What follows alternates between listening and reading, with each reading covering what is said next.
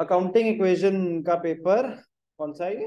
Accounting equation और basic accounting terms का paper है, उसमें कुछ डाउट्स हैं, जरा देखेंगे क्या है। Question number 5 objective type, given below are two statements. Assertion reasoning का क्वेश्चन है, हमें सिलेक्ट करना है कि असर्शन रीजनिंग अटेम्प्ट कैसे करते हैं, एक बार ये भी डिस्कस कर लेते हैं। assertion assertion asserting something, you are making a statement, you are making a statement। assertion मतलब आप एक स्टेटमेंट दे रहे हैं।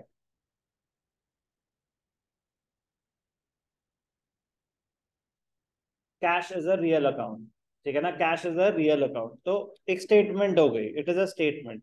रीजनिंग, रीजनिंग, तो रीजनिंग सेकंड स्टेप होता है रीजनिंग, तो वो रीजन स्टेटमेंट की एक्सप्लेनेशन होता है। क्या होता है वो रीजन स्टेटमेंट की explanation. For example, cash is not a personal account, reason हो गया cash is not a personal account. तो फिर आता है कि पहला, both A and R true, मतलब both the statements are correct and the reason is the correct explanation of the assertion. Cash is a real account, true. Cash is not a personal account, true. But is it the explanation? No, it is not the explanation. तो पहला option सही नहीं होगा। फिर दूसरा option होता है both are true and R is not the correct explanation, R is not the correct explanation of the assertion, कि वो रीजनिंग नहीं हुई कोई। तो फिर ये ऑप्शन हो गया। तो हमें थर्ड ऑप्शन क्या होता है, A is true R is false, फिर R is true A is false. हमें ऑप्शन, सबसे जो इंटरेस्टिंग पार्ट होता है ए और बी में होता है, सबसे इंटरेस्टिंग की बातें तो दोनों सही हैं, बातें तो दोनों सही है, असर्शन भी सही है, स्टेटमेंट सही है, और जो रीजन है वो अपने आप में बात तो सही है, बट वो इसका रीजन नहीं है। तो बस ये ध्यान देना होता है, अगर उनमें से एक बात गलत है तो ए और बी ऑप्शन तो रूल आउट हो गए। अगर एक भी बात गलत है तो ए और बी ऑप्शन रूल आउट हो गए, बच गए सी और डी। मजा तब आता है जब दोनों बातें सही हैं, दोनों ही ट्रू हैं, तो हमें देखना है कि वो उसकी एक्सप्लेनेशन है कि नहीं है। अब उसमें कभी कभी थोड़ा सा ग्रे एरिया हो जाता है उसमें, तो फिर वो थोड़ा सा प्रैक्टिस, आउट ऑफ प्रैक्टिस ही और कुछ क्वेश्चंस कर रहे हो तो बेनिफिट होता है, बट स्टिल लॉजिक पता होना चाहिए how to attempt these questions. Question number 5, accounting equation states that the total claim, internal and external, are always equal to the total assets, total liabilities are equal to total assets। ठीक है, अपने आप में बात ये बिल्कुल ठीक है। It is based on the dual aspect concept, every transaction has two aspects, debit and credit।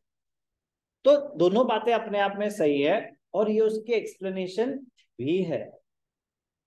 यही तो एक्सप्लेनेशन है, डेबिट एस्पेक्ट, तो डेबिट एस्पेक्ट हमारे एसेट्स हो गए, क्रेडिट एस्पेक्ट लाइबिलिटीज और कैपिटल हो गए, तो उसी पे ही बेस्ड है, डुअल एस्पेक्ट पे ही बेस्ड है। Accounting equation is based on the dual aspect principle. So yes, both the statements are true, both the statements are true and the reason is the correct explanation। उसी की वजह से वो बात सही है। समझ आई बात? because accounting equation is based on the dual aspect principle। Sixth, main elements of accounting equation are assets, liabilities and capital। Reason, assets is equal to liabilities plus capital। अब जैसे मैंने बताया कि कुछ कुछ थोड़े से ग्रे एरियाज आएंगे, वेग इक्वेशंस होंगी, तो ये उनमें से एक है। ठीक है ना, मतलब बस पहली बात तो assets is equal to liabilities plus capital होना चाहिए। तो कह रहे कि रेवेन्यू और एक्सपेंसेस हम अलग से स्टडी करते हैं क्या? अकाउंटिंग इक्वेशन में नहीं करते। कह रहे अकाउंटिंग इक्वेशन ही assets is equal to liabilities plus capital है, तो मेन एलिमेंट्स यही हुए। ठीक है ना, तो they are inter related and it is not a direct explanation but somewhat an explanation. तो ये एसर्शन रीजनिंग में एरर्स हैं, मतलब जिसे कहते हैं ना कि इन्हें फॉर्मेशन एरर्स कह दो या कुछ भी, मतलब बेसिकली क्वेश्चन बनाने के लिए क्वेश्चन बना दिए गए हैं। तो वो कहीं कहीं पे ग्रे एरियाज हैं जहाँ पे परफेक्ट आंसर्स नहीं होते, कि ना तो उस चीज को हम ढंग से डिफेंड कर सकते हैं कि it is not the correct explanation, ना ही हम उस चीज को डिफेंड कर सकते हैं कि it is the correct explanation. तो कुछ चीजें करके ही, अच्छा अगर ऐसा आएगा तो ऐसा ही करना पड़ेगा, तो ऐसे कुछ स्टेजेस आते हैं जहाँ पे हमें एक्सेप्ट करना पड़ता है कि ठीक है भाई, क्योंकि कोई और एक्सप्लेनेशन है नहीं।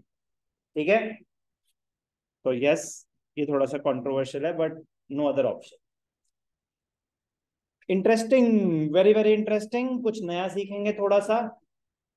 मेजोरिटी बच्चों ने गलत ही करा था, ये ध्यान से देखना।